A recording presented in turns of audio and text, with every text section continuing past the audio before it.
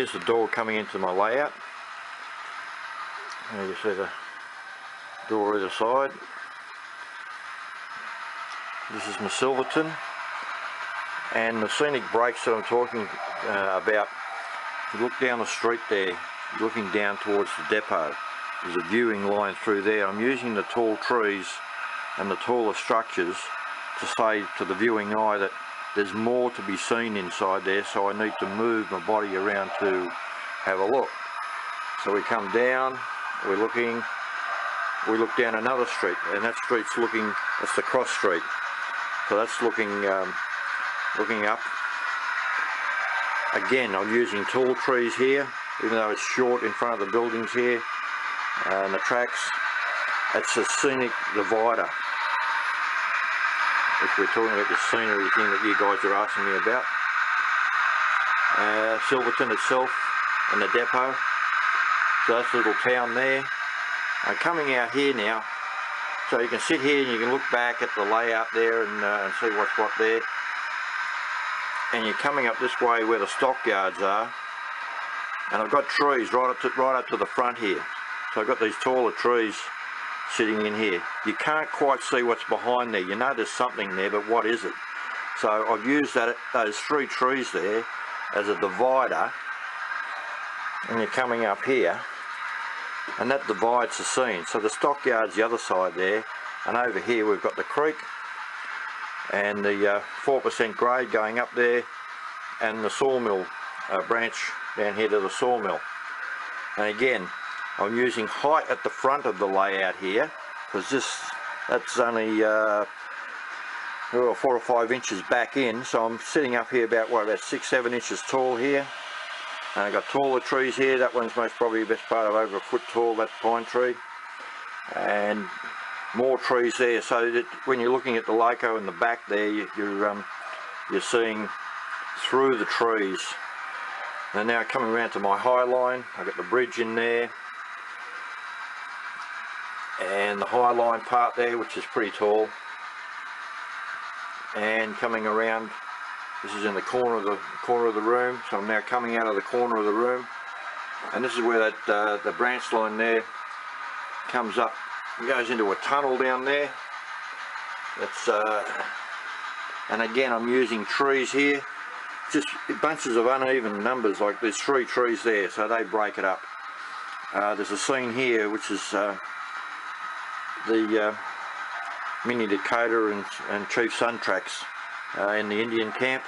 So that's a little mini scene there that you're looking at, again through the trees, and the trees are only up close to the front, and you've got to come around and you've got to go looking in through things to see the what's around behind the next bunch of trees, sort of thing, to give the layout, make it look like it's bigger than it really is. There's only a single car garage, and there's No Name City, and there's the Y, so you can see the Y, there's the mine, so that's the main line coming through here, and the Y branch off to go to Silverton via the High Line.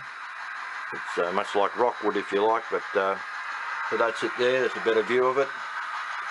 And then you've got the tunnel that goes from the back just over there, just comes through here, so it's only about 2.5 feet long tunnel, and I've got access up underneath here to get to it if I had to, so it comes out here. And again, that's another 4% on the curve. Coming across to divide the scene up a bit, I'll put a bridge in here and a gravel wash, and again here at the front I'm using more trees. They get bumped sometimes. I just leave them like that so that they can fall. But I got videos on how I make my trees. Jerry Hopkins and myself sat back and did that.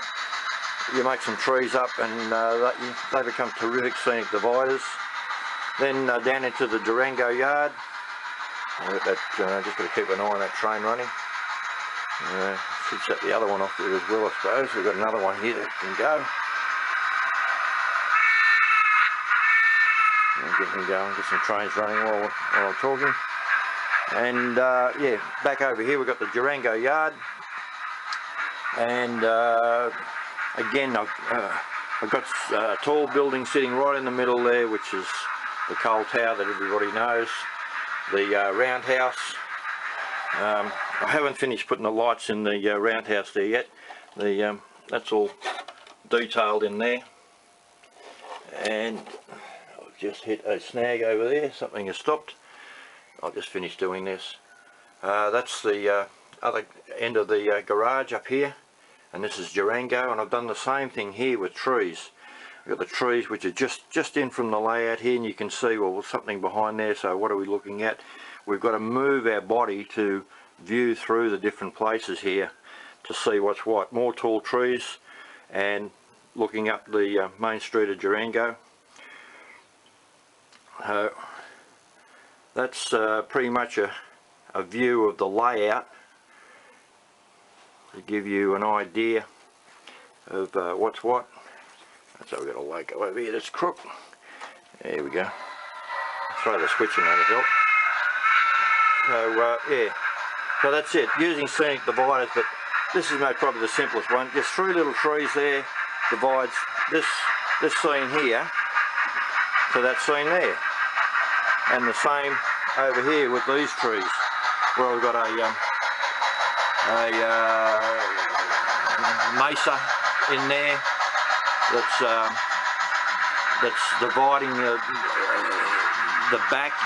It's giving depth to the trains that are going to be around the back, and the viewing eye looks like it's again making the layout seem bigger than it really is. And then of course you do all the detail work to get it all happening. We're one of the black stones, fireworks flicker, so it's a little bit too much, but the grandkids like it like that. It's all in fun. And the mine, and there's the train coming out the bottom. So I don't want to make this too long. It'll take me too long to upload this. But yeah, that's going into Durango there. That's the little train there, and then over the back I've got the High Line. There's the train going around the High Line.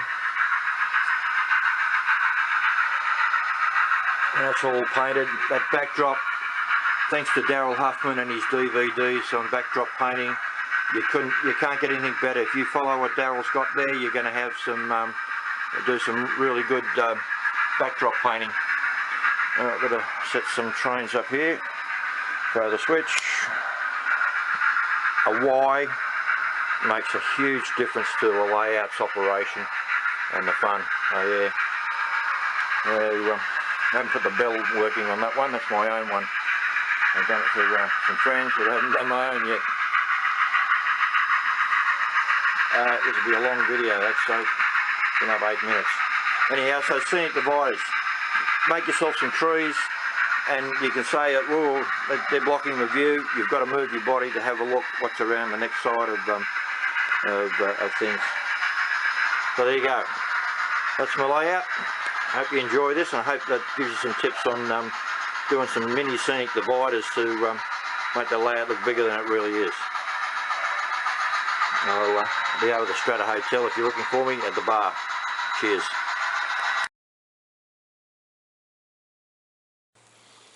Here's the next cowboy that I've made there.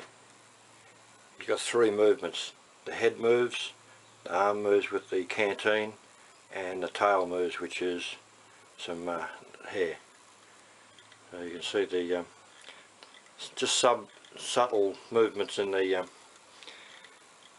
head and the arm. I've got to put a motor in as a coder with this, of course. So let's see, we'll turn him around from this way, and you can see little bits of movement. Just some subtle movements there. That's pretty cool. And the other one is that's the other cowboy. You can see the 2 of them there. This is he's still got this noisy motor, but once I take the noisy motor out, we'll be able to have these guys going. Pretty good stuff. I enjoyed this. There's the longhorn bull that's got his head moving. This is an Aspen Models O scale figure. There's the bull just here as you buy it, just the plastic, and I've just painted him. I've got his head moving there now, so you go moo.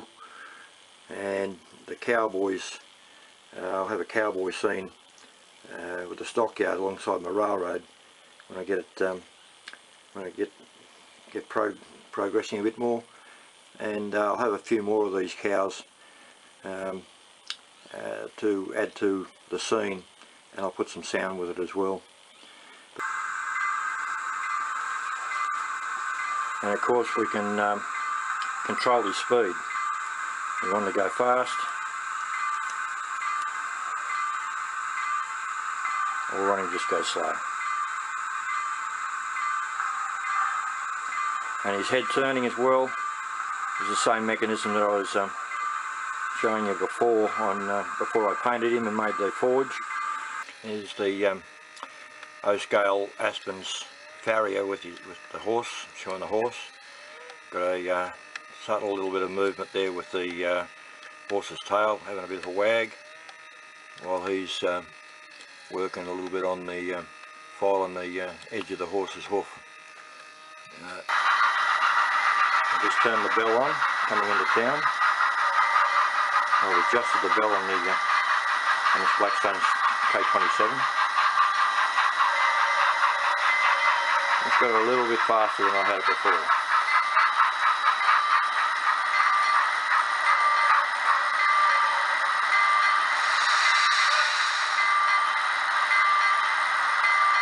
And you can see it's got the marker lights on there, and you can stop the bell.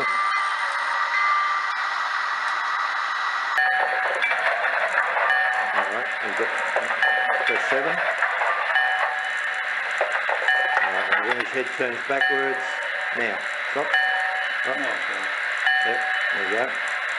Okay, now hit go reverse.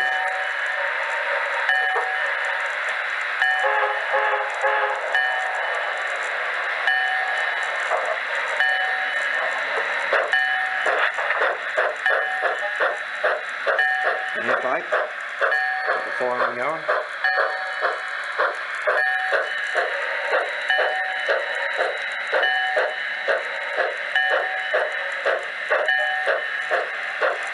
Now there's 3 Dakotas in this loco.